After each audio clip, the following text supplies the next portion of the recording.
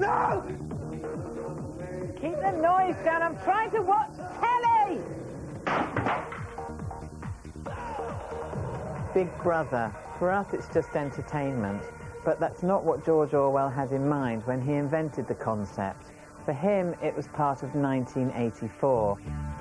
A nightmare vision of a future world where all freedom is denied and everyone is under the control of a sinister dictator, the original Big Brother. The book is a chilling account of what human beings are capable of and what they can be reduced to. It brilliantly predicts the use of television as a means of social control. I like to think Orwell wrote it so we wouldn't have to live it, but the genius of 1984 is that it makes you feel that we're never far away from the horrific world it describes.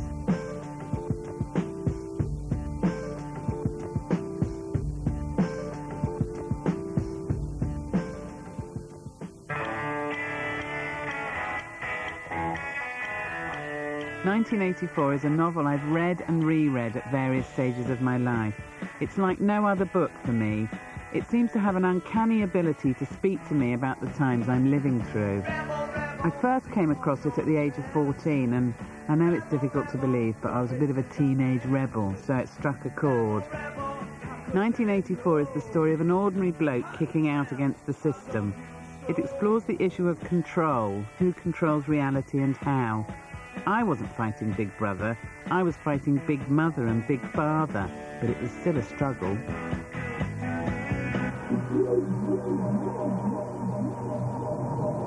Winston Smith is our man, the central character of 1984. He lives in a one-party state ruled by the so-called Big Brother. Everyone is forced to conform, and feelings of love, longing, or sympathy are suppressed. Everything is in short supply, and what the state does provide is cheap and nasty.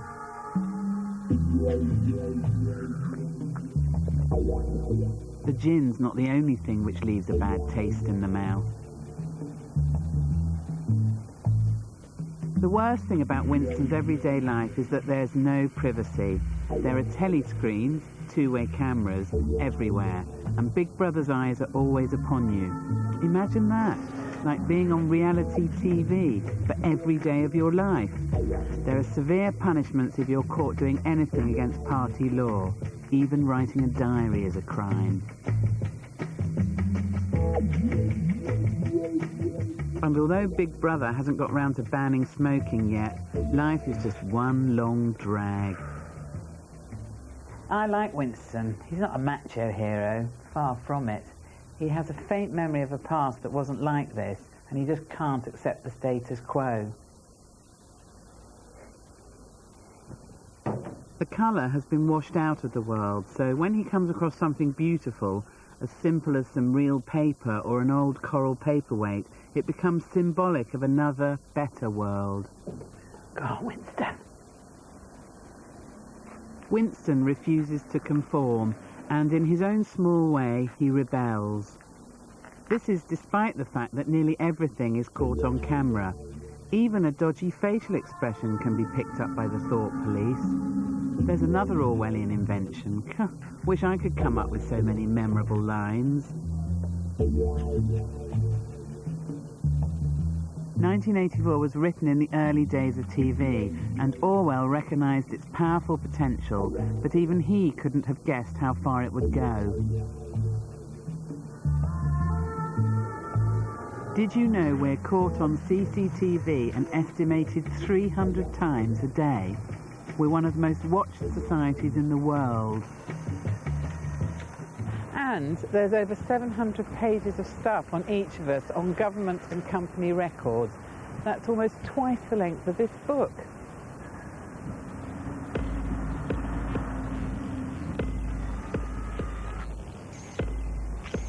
One of the great things for me about 1984 is how Orwell has taken real locations and given them a futuristic twist. Written in 1948, the book's first readers would have recognised Winston's surroundings. Well-known places like Piccadilly and Trafalgar Square are Big Brother's rallying points. And for us, of course, all the locations are still here, which makes it so much more believable. In Orwell's 1984, this wasn't London anymore. It wasn't even Britain. It was Airstrip 1, a small part of a continent called Oceania. Basically what had happened was Britain had been integrated into America to form a huge superstate. Britain under the thumb of America? That's never going to happen.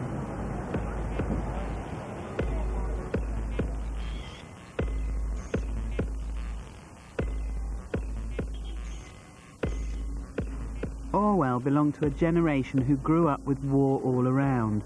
60 years ago, he, like thousands of other Londoners, would have come down into tubes like this to escape the German bombs.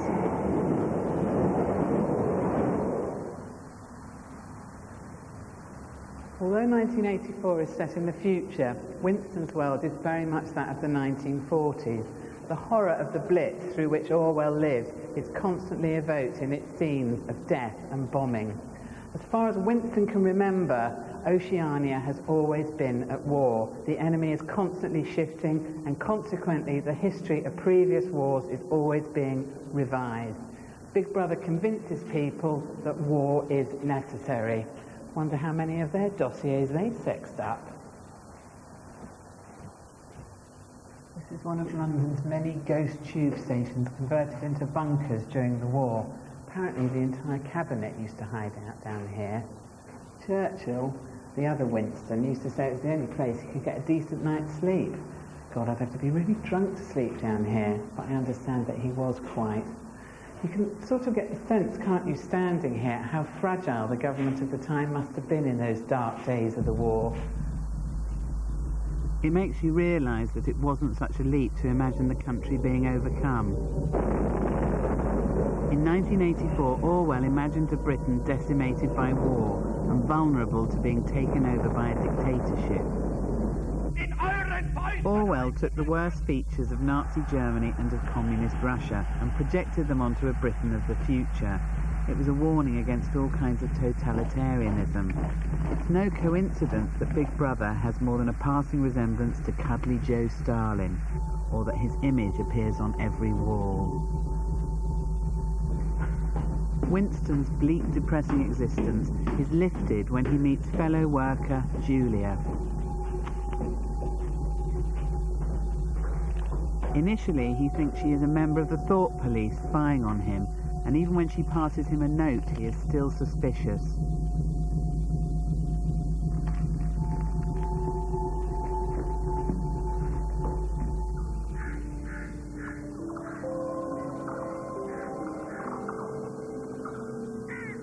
The first date isn't a candlelit dinner, but a meeting in the woods.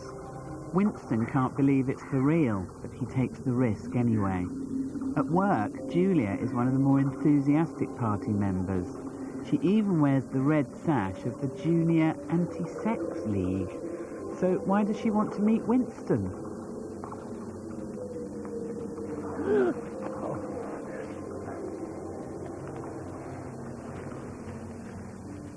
I'm 39 years old. I've got a wife I can't get rid of. I've got varicose veins. I've got 5 false teeth. I couldn't care less.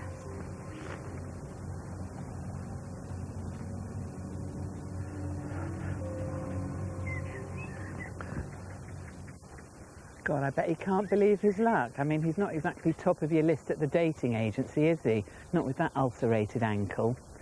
This is a pivotal moment for Winston. If you have sex in our Big Brother house, you get to stay in the house. But in Winston's world, extramarital sex is illegal. In fact, it's punishable by death. The relationship is set against such tension that you're almost scared to read the next page. Sex for Winston and Julia is not meant to be a pleasurable experience. It's for making babies or doing one's duty for the party. In other words, lying back and thinking of Airstrip 1.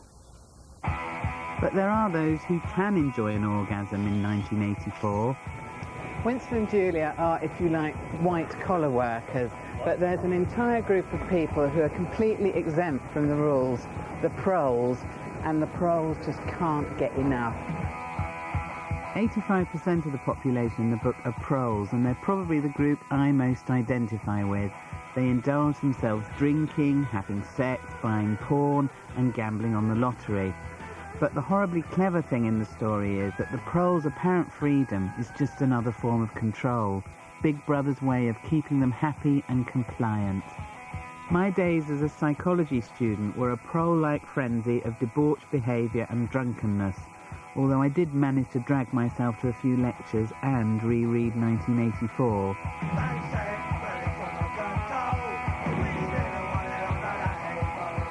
What struck me then about the book was how accurate it is about human nature, brought home to me by one particular experiment I studied.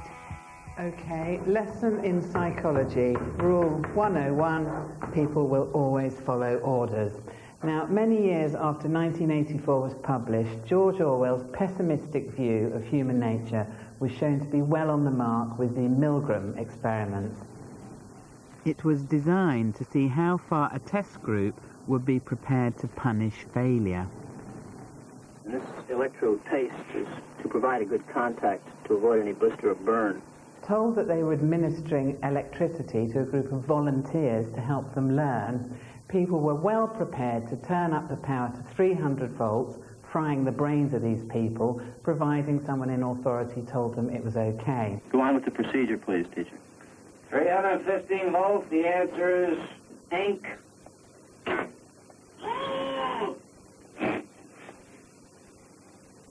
Excellent. I refuse to answer. Well, you gotta keep getting a shock if you don't answer. Those being punished were actors, but the people administering the shocks didn't know that. Depressing view of human nature, isn't it? And the world of 1984 hinges on people doing what they're told.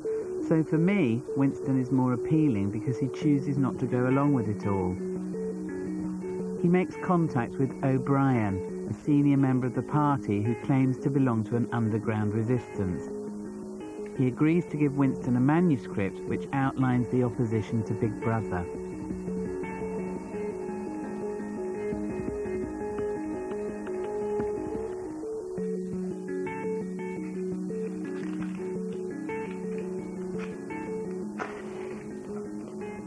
Winston then finds a room in the prole quarters where he believes he isn't under surveillance.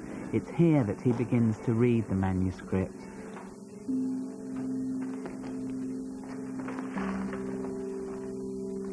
It's almost a book within a book, this manuscript.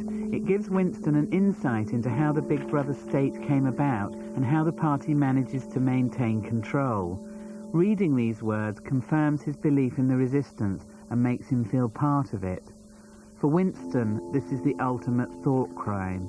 He's not just breaking rules, but refuting the entire philosophy of Big Brother.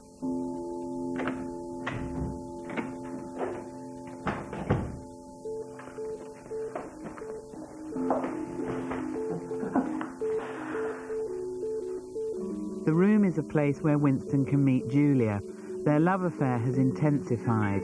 For the first time in his life, Winston has found something worth living for.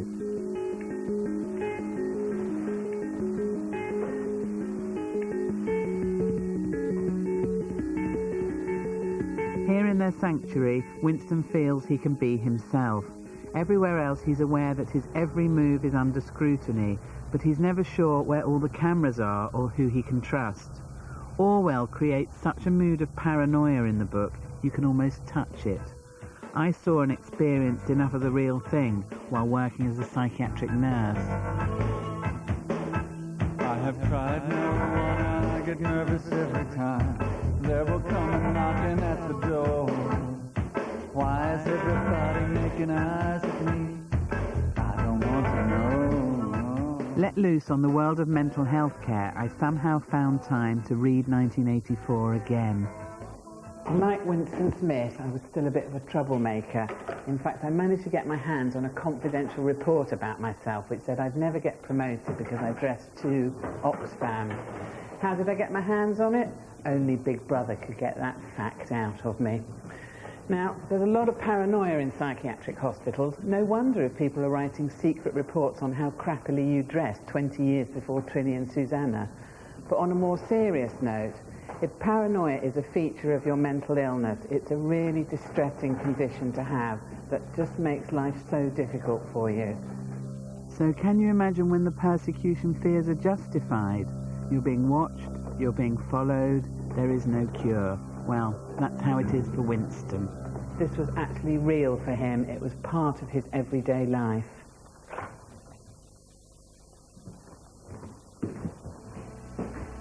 The book is full of paranoid fears about institutional control, whispered secrets at the end of dark corridors.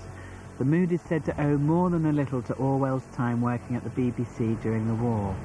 Even one of his most infamous inventions probably originated here. Room 101 was the ultimate form of torture, the place where you had to confront your worst fear, your worst nightmare. In fact, it's thought that the room that actually inspired this horrific idea is just up this corridor, quite close to where Orwell himself actually used to work. In fact, this whole area is where the Beeb used to vet their staff to check whether they had any dodgy political affinities or not. Here it is. You never know what kind of horrors you might find in here.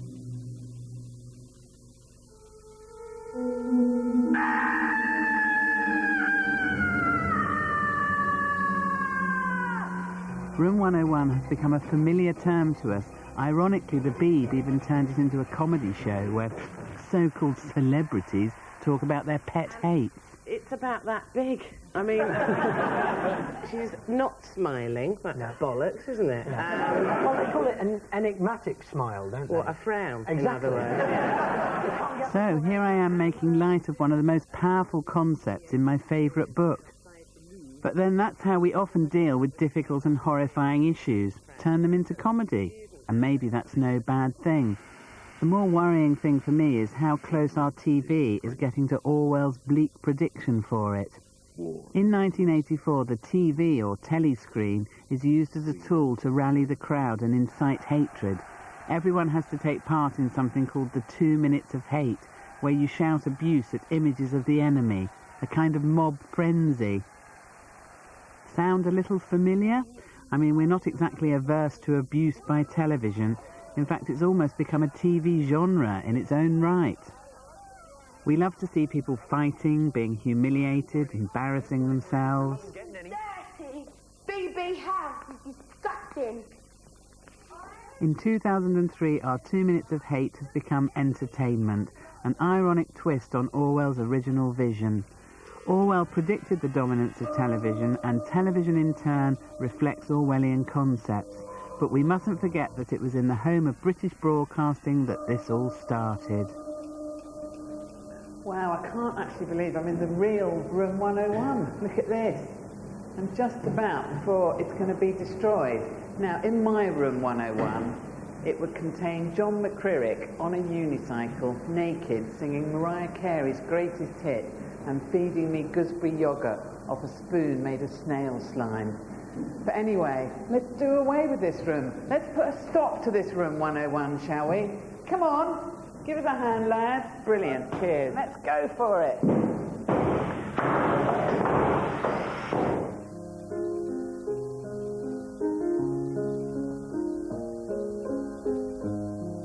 In his rented room, Winston is able, for the first time in his life, to escape the madness of his world. Mixing in the prole quarters, he begins to hope that his neighbours are like him and that one day they will rebel against Big Brother.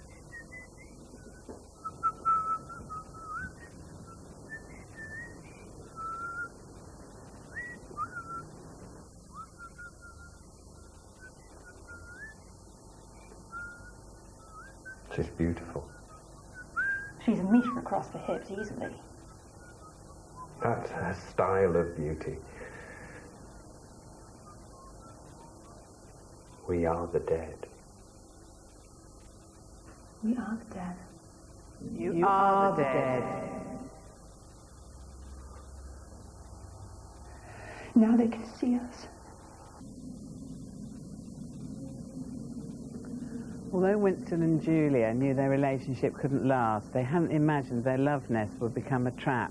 When they thought they were enjoying scarce moments of privacy, Big Brother had been watching all along.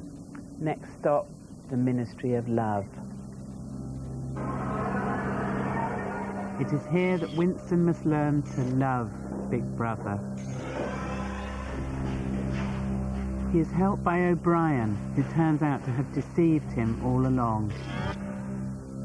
It's an endless journey of torture and mind games. The party aren't just interested in a confession, they want a full, genuine conversion, a re-education. They want everyone to share their horrifying vision of the future.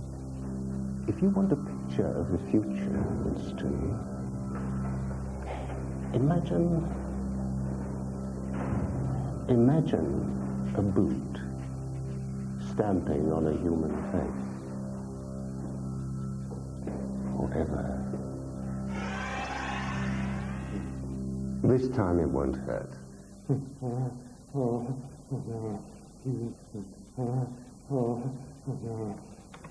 Keep your eyes fixed on mine. Look into my eyes. What country is Oceania at war with?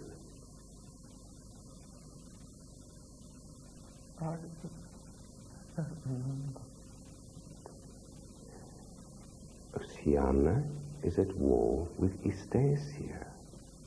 Do you remember now? Yes. There are 5 fingers here. Can you see 5 fingers?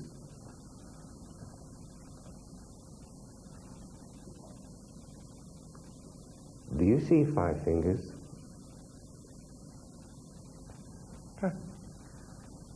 The party don't just want obedience through fear, they want to control everything, including reality.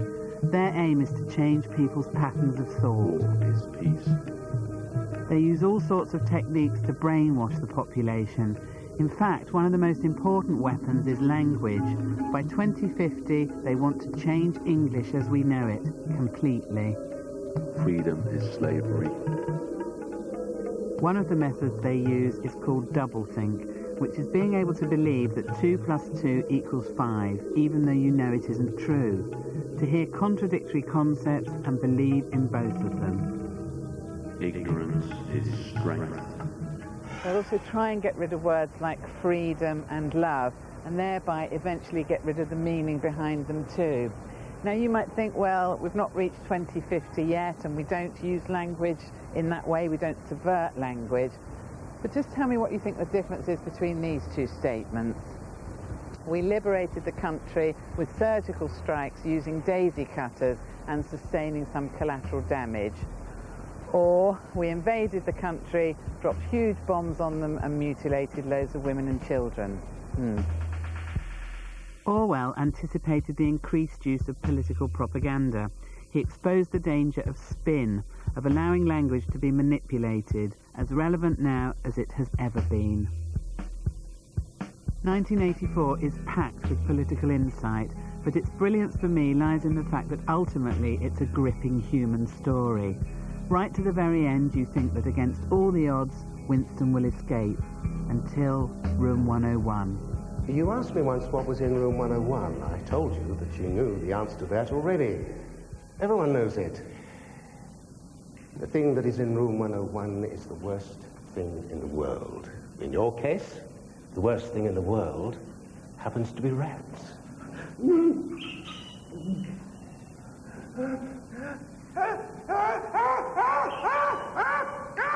Julia!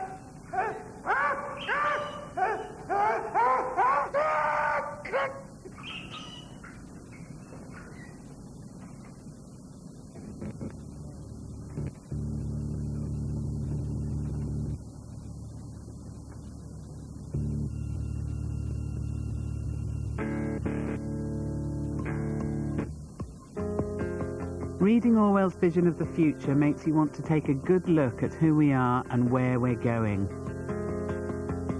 So here I am today looking out on what could have been Airstrip 1, a world where 2 + 2 = 5.